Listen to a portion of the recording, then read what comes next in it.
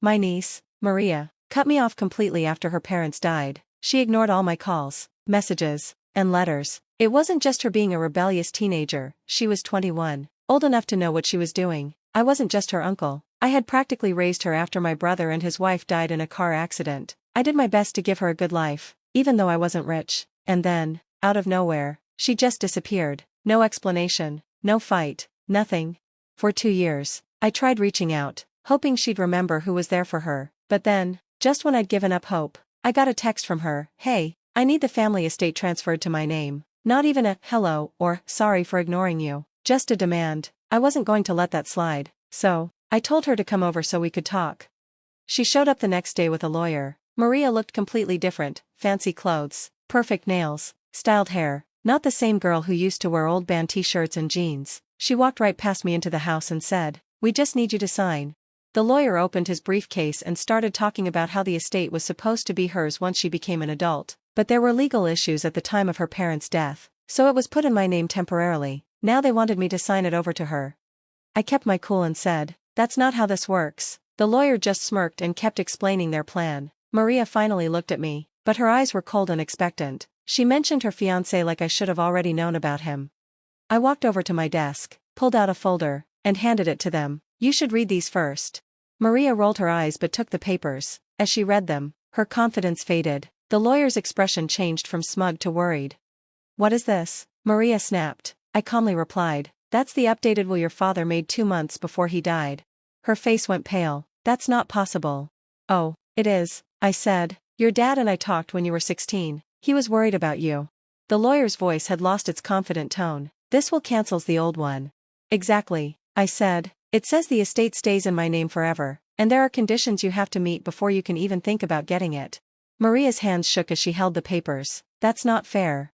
"It's legal," I replied. The lawyer snapped his briefcase shut. "Mr. Whitaker, we'll be taking this to court." "Go ahead," I said, smiling. Maria glared at me. "You had no right." "I had every right, and you know it," I shot back. She slammed the papers on the table and growled, "This isn't over." "I know," I said, "but before you leave, read the next page." She picked it up and her face went white. She clutched it like her life depended on it. The lawyer tried to grab it, but she held on tight. I watched as she finally realized what it meant. That page was the final blow, and the best part? She had no one to blame but herself. Maria's face went white as she held the paper tightly. She kept reading it over and over, like she was trying to make it say something else. The lawyer leaned over her shoulder, reading too. His lips tightened, which told me everything I needed to know. They both realized she was in trouble. You tricked me," Maria stammered, her voice cracking. I let out a short laugh. "Tricked you?" "No, Maria. I just did what your father asked. I honored his last wishes." Her hands clenched into fists. "This can't be real. He would have told me." I stared at her, waiting for her to realize the truth. If her father didn't tell her, it was because he didn't want her to know. The lawyer took a deep breath and stood up straight. "Mr. Whitaker, we'll need a copy of these papers to check if they're real." "Sure," I said, grabbing a copy from the filing cabinet. "Take your time." Maria didn't say anything. She just stood there, breathing heavily, staring at the papers like they betrayed her. Then, she stormed out. The lawyer followed, looking cautious. At the door, he turned back. "Expect to hear from us soon." I smiled. "I'm looking forward to it." The battle had started. I knew she would fight, but I didn't expect her to go this far. The first move came quickly, a letter from her lawyer demanding the estate be transferred to her, claiming the new will was fake because I'd supposedly influenced her dad. I ignored it. Then came phone calls, first from the lawyer, then Maria, and even her fiancé. I blocked all of them. But then, things got serious. One morning, I found the front door of the estate wide open. At first, I thought I had just forgotten to lock it, but something felt off. I stepped inside and saw the mess. My office was destroyed, papers were everywhere, drawers pulled out, my desk flipped over, and the filing cabinet where I kept important documents had been broken into. I felt a chill run through me. Someone broke in, and I was pretty sure I knew who was behind it. I called the police, reported the break-in, and told them about the missing documents. They asked if I had cameras. I didn't. That was my mistake. But here's what Maria didn't know. I never kept the real documents at the house. They were locked up safely at the bank. What they stole were just copies. Maria wanted to play dirty, so I decided to play even dirtier. Going to the police wouldn't help without proof. So, I went to see the estate's lawyer, Harold Pierce. He was old, smart, and not easily scared. Harold, I need to make some changes, I said, dropping into the chair across from his desk. His eyes narrowed. Maria causing trouble? I nodded. He sighed. I warned your brother this might happen. We spent the next 2 hours going through every legal option we had. By the time I left his office, I had something Maria wasn't expecting, a restraining order. If she wanted to fight, she'd have to do it from far away. But I thought that would be enough to keep her away. I was wrong. 3 days later, I got a call from Harold. His voice was tense. Maria just filed a lawsuit. I almost laughed. For what? Fraud. She's claiming the will was forged. I went silent. Then I rubbed my forehead. Tell me you're joking. I wish I was, Harold said. A fake will? That was serious. If she managed to convince a judge to even consider it, I could lose everything. But Maria made one huge mistake. Maria thought she had me cornered, but I was ready for her. I had one last document she didn't know about. It was the proof of her betrayal, and once I showed it to the court, it would destroy her. I wasn't waiting for Maria to make her next move. If she wanted to accuse me of forging the will, I'd make sure she regretted it. I made a call to Douglas Grayson, the lawyer who helped my brother write his final will. He was retired now, but I knew he'd remember something important. The signing of the will was recorded. My brother was smart. After dealing with a nasty legal fight over our parents' estate, he made sure there would be no confusion over his wishes. So, when he changed his will, he had Douglas videotape the signing. I had seen the tape before. It was clear and simple. My brother was weak, lying in a hospital bed, but his mind was sharp. He looked straight at the camera and said, I am of sound mind. This is my will. No one is forcing me to change it. Then he signed it, the witnesses signed, and the lawyer notarized it, all on camera. Maria had no idea this proof existed, and now, I was going to use it.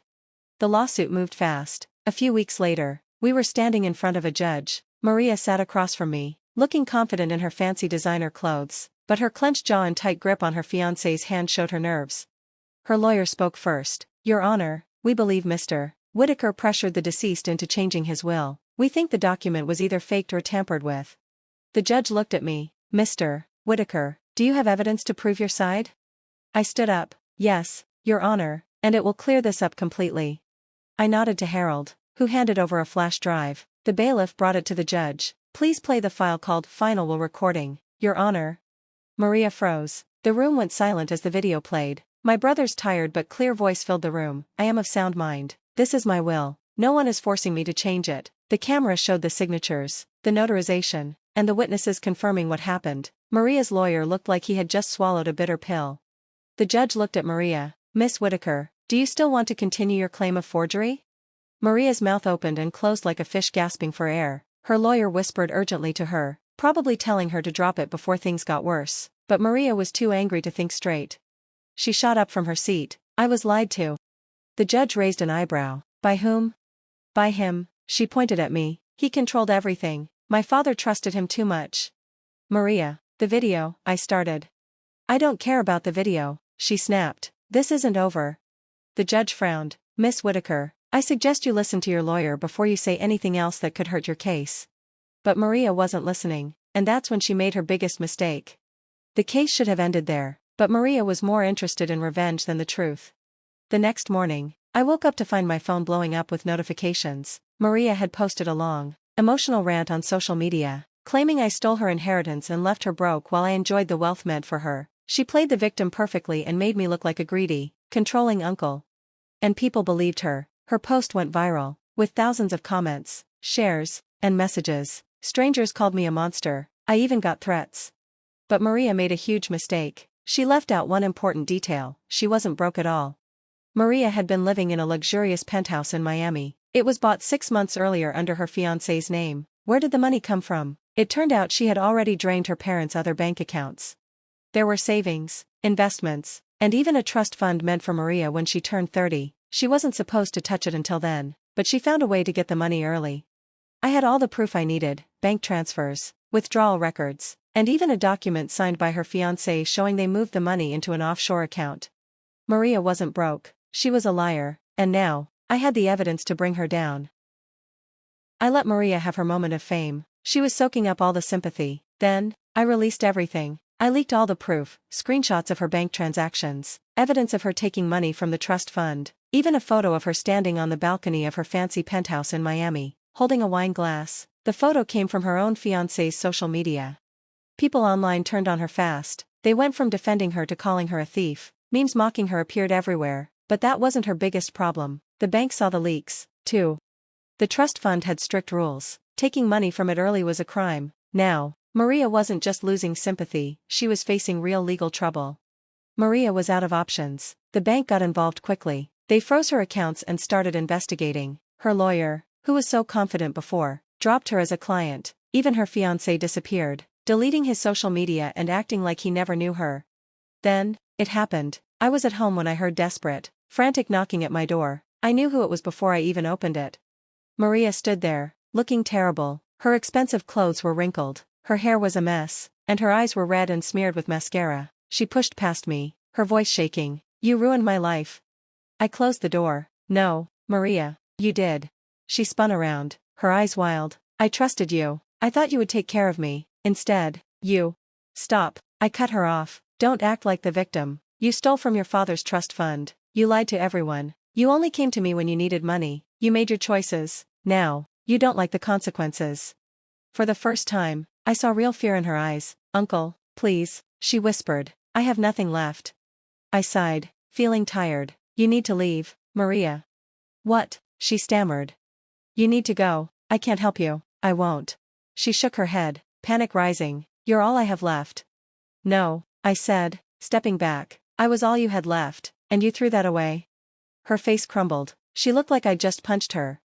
Maria wiped her face angrily. "Fine, I don't need you anyway." She stormed out. I didn't stop her, and for the first time in years, I felt free. Maria didn't go to jail. The bank didn't want a long, messy trial, so they made a deal. She had to pay back all the money, every single cent. That meant selling everything she had, her car, jewelry, even the penthouse. She was broken alone. She tried reaching out to me with messages. They sounded different, less demanding, more desperate. "I'm sorry, I didn't mean it. Can we talk?" I didn't answer. Maybe one day, if she truly changed and understood what real accountability meant, I'd consider talking, but not today.